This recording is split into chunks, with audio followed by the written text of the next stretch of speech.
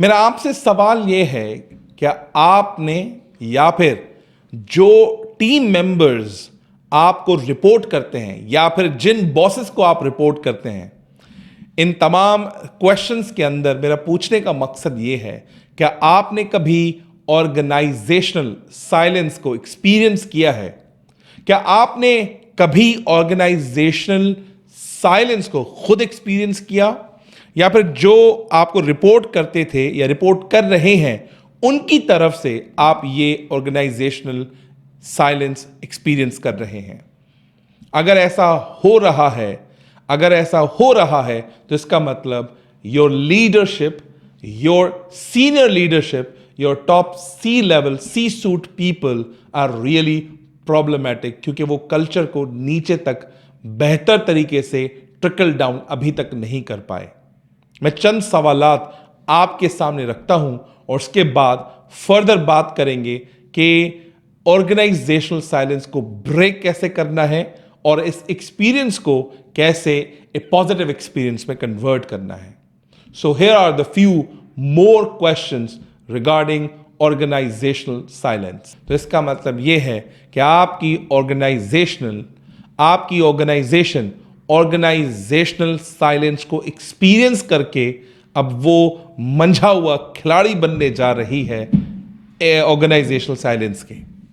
Number one, yes, मैंने ऐसा feel किया है कि बहुत सारे अच्छे एम्प्लॉयज जिनके साथ हम चाय पीते हैं, खाना खाते हैं, लंच का प्लेटफॉर्म शेयर करते हैं, वहां जब डिस्कशंस हो रही होती है तो एम्प्लॉयज बताते हैं मैंने अपने बॉस को पूरी इंफॉर्मेशन नहीं दी।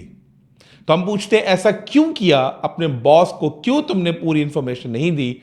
उसने कहा अगर मैं पूरी इंफॉर्मेशन दे दूंगा तो ये मुझे इतना ज्यादा काम दे देंगे, जो 3 ऑलरेडी लड़के हैं उनको वो ओवरलुक कर जाएंगे। क्यों मैं सारा काम इनका करूं, मुझे इतने पैसे थोड़ी मिलते हैं।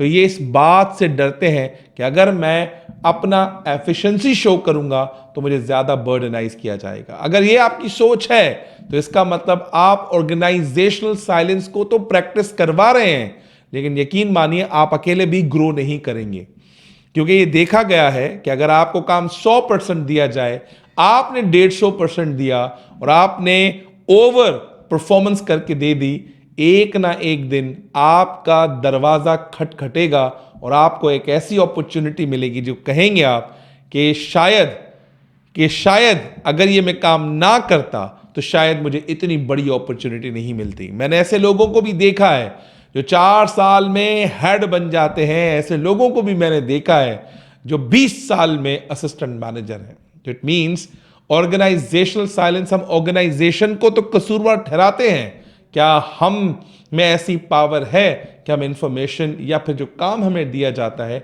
उसको 100% तरीके से डिलीवर किया जाए? अब जितने भी सारे मिसाल मैं आपको दूंगा वो ऑर्गेनाइजेशन पर्सपेक्टिव में दूंगा, इंडिविजुअल पर्सपेक्टिव में नहीं होंगे।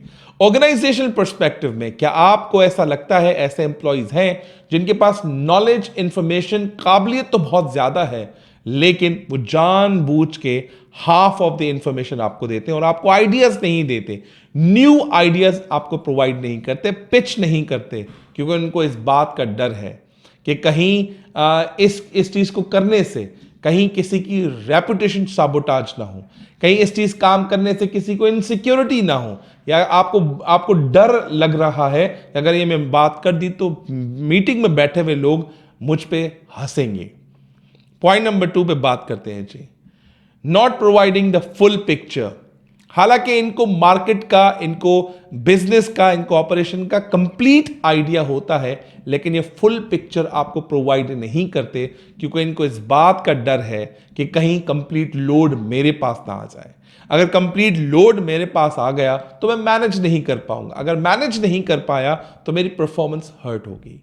आइए जी बात करते हैं पॉइंट नंबर 3 पे, गेटिंग मिसिंग इंफॉर्मेशन। इनको पता है कहां इंफॉर्मेशन मिस है, कहां इंफॉर्मेशन गलत है, कहां इंफॉर्मेशन सही है, लेकिन एक आप वर्ड आप सुनते होंगे, मैंने अपने बॉस को टोपी करा दी।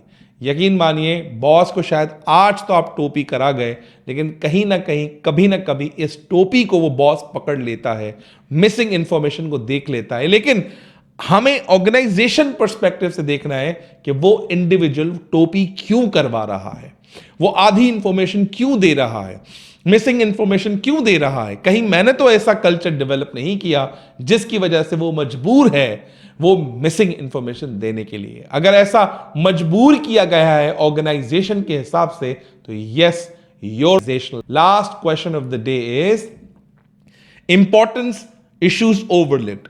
आपकी ऑर्गेनाइजेशन में जो बहुत ही क्रिटिकल इश्यूज हैं, जो इंपॉर्टेंट इश्यूज हैं, लाइक आपकी ऑर्गेनाइजेशन में कल्चरल इश्यूज हैं, आपकी ऑर्गेनाइजेशन में एडमिन के इश्यूज हैं, सैलरीज के इश्यूज हैं, या फिर इंप्लॉय ग्रेवेंसेस के इश्यूज हैं, इंप्लॉय रिलेशनशिप के इश्यूज हैं, अगर ये इश्यूज भी आप ओवरलुक कर रहे हैं तो it means your organisation is experiencing the silence, and silence is like a blood pressure which is a silent killer for the organization. जब ये organizational silence बढ़ता जाएगा कोई symptoms आपको नहीं देगा, but when you go to the doctor and get yourself checked up you will get to know the pressure has been. Doctor के पास जाएंगे और अपना चेकअप कराएंगे तब जाके आपको पता लगेगा कि जो ब्लड प्रेशर है वो नॉर्मल बार से बढ़ चुका है। जब आप किसी कंसल्टेंट के साथ बैठेंगे वो इस तरह से आपकी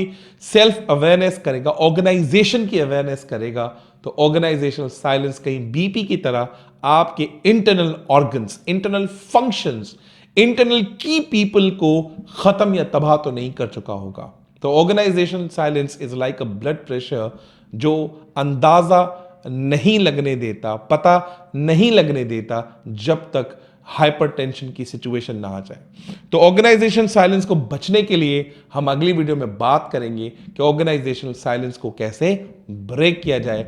अभी वक्त है कि हमें अपनी ऑर्गेनाइजेशन को पलट के देखना चाहिए, वरना एक ऐसी कॉस्ट, ऐसी प्राइस पे करनी पड़ेगी कि हम पीछे मुड़ के देखेंगे हर चीज, हर शय खत्म हो चुकी होगी। Thank you very much.